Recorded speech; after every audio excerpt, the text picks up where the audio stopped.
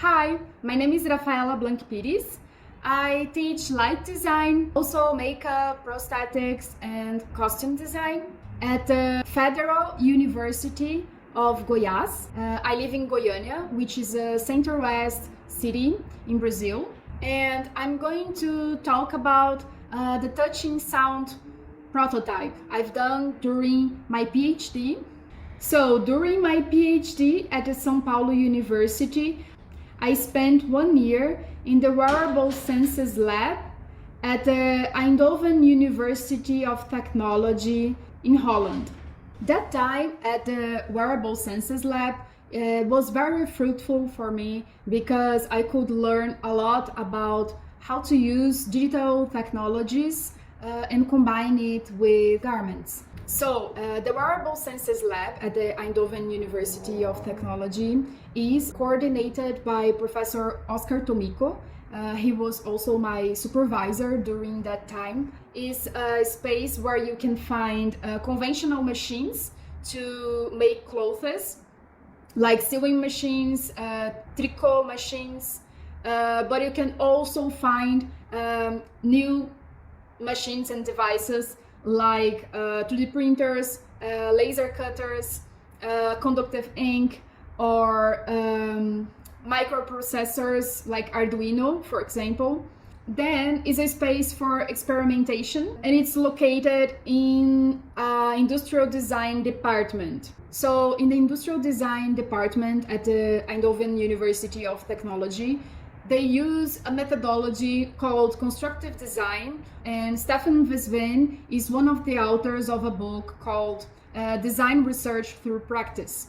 So they use this methodology a lot, which is very good for this moment in which we have so many different materials. We can make our own materials and we can combine it with dispositives like electronic dispositives like Arduino, microcontrollers, sensors, actuators, and all these items, materials, and devices, they can provide us many possibilities of actions and relations within materials, within objects and people and the environment around us. It's very difficult to map all these possibilities. So the idea is to experiment a lot. So work in a more fluid way, like a work in progress. So we can find, experiment, and test the actions of materials, the relations of these materials, and we can find different applications for it. All these possibilities, they provide different concepts, for example.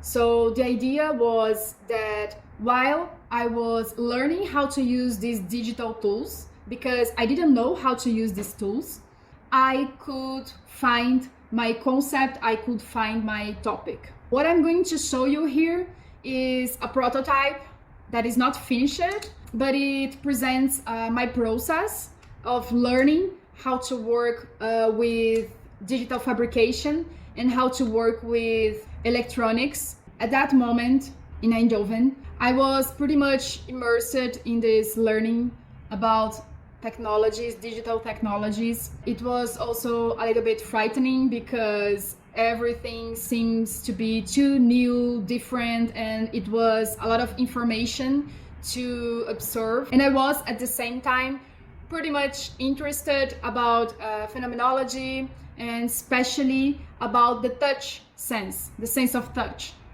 And I was experimenting a lot with silicone. So different densities of silicone, silicones that were more soft, the ones that were more hard.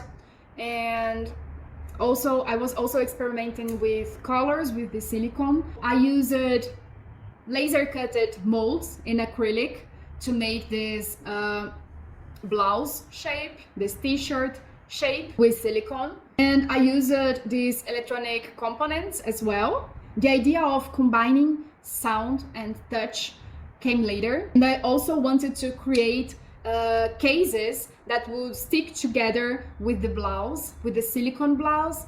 And these cases they should have a special shape inside of them, because they would receive a mechanism with magnets and metal sticks. And the plan was to create 3D printed cases that could later be molded, so I could replicate it a lot among this t-shirt shape. Or it could also be laser cutted in layers. I could fit the magnet and this mechanism that I'm going to explain later. I realized that I made a shirt that was somehow like a simulation of human skin. It's not very realistic, I know, it was my first trial, only for curiosity. In another piece of this same series about the touch sense, I created a simulation of our bodily flesh. I also didn't know I would have this outcome, but this was what presented to me.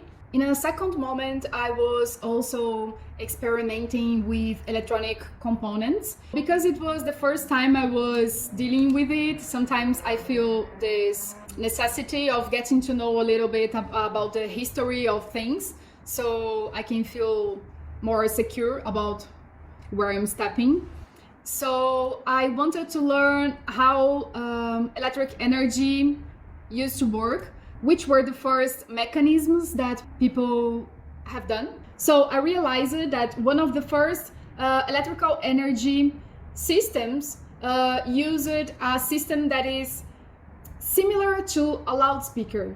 And then I have this idea that I could create a little system with copper wire and magnets and stickers, and they could move to the left and to the right. When I saw this system, I thought, oh my god, I can relate this to the touch sense in the way that of this in and out relationship, how we observe experiences, how we act in this environment at the same time. And it also reminds me the costume or the garment as an environment itself, and how this garment or costume enables a feeling of presence when you are wearing it.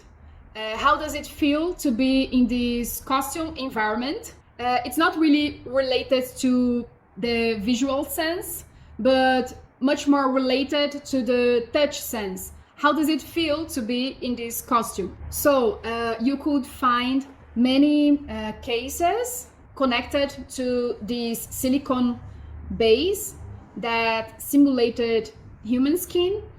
And inside these cases, you would have a coil and a magnet and a stick. And some of these cases and some of these little systems, they would be connected in different groups in an Arduino microprocessor. And these different groups would act together, but they would be like nodes, for example. And then you could play music, and this music could message you or could harm you when the stickers go in and out. So at this moment, you can see that I had many ideas, different ideas during this process, and I believe that it is part of this drifting working progress when you don't have a fixed topic at the beginning. And I think that it can be very rich for the whole process. Then I made many experiments, and specialists at the Eindhoven University of Technology, they found it very interesting, but they wanted the magnetic field should be more powerful to make the stickers move in a more consistent way. Then I found that for my first experiment it would be too complicated, although I did not discard this idea, and it was very good to have this experience, although it did not work the way I was expecting at first, but I could learn a lot. And later on, I thought that maybe instead of drawing electronic patterns with these stickers that would get in and out automatically, I could simply do it by hand. So you can simply pull these sticks when you leave it, the magnet would attract the stick, it would touch your skin. It reminded me the therapeutic practice like acupuncture, for example,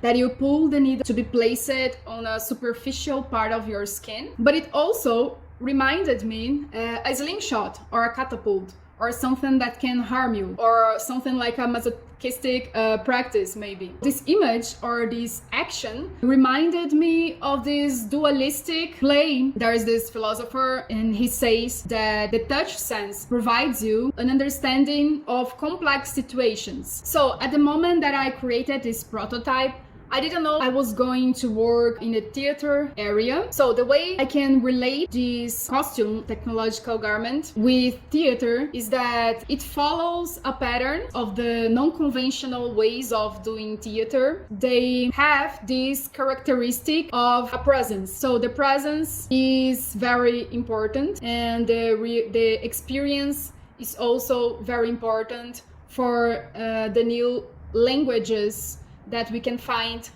in contemporary theater. So this costume has a lot to do with presence. So by touching your body, by feeling your body more directly in a relation with the outer environment, you can feel more present. Somehow it's a garment that can bring you the idea of how this environment can influence your movements and your state at the moment. But then the sound come later, at the end of the process. The idea was to make this touch sense recognizable in another sense, which is not visual. I decided to transform this touching information into sound. So I decided to use the piezoelectronic, which is a sensor that can capture vibration. Musicians use this sensor a lot, and they can capture the vibration of an instrument, for example,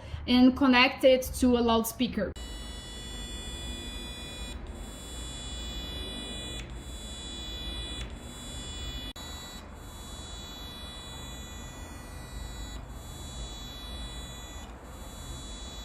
So this was my project, Touching Sound. I hope you enjoy it and you can have questions or put a discussion about this topic.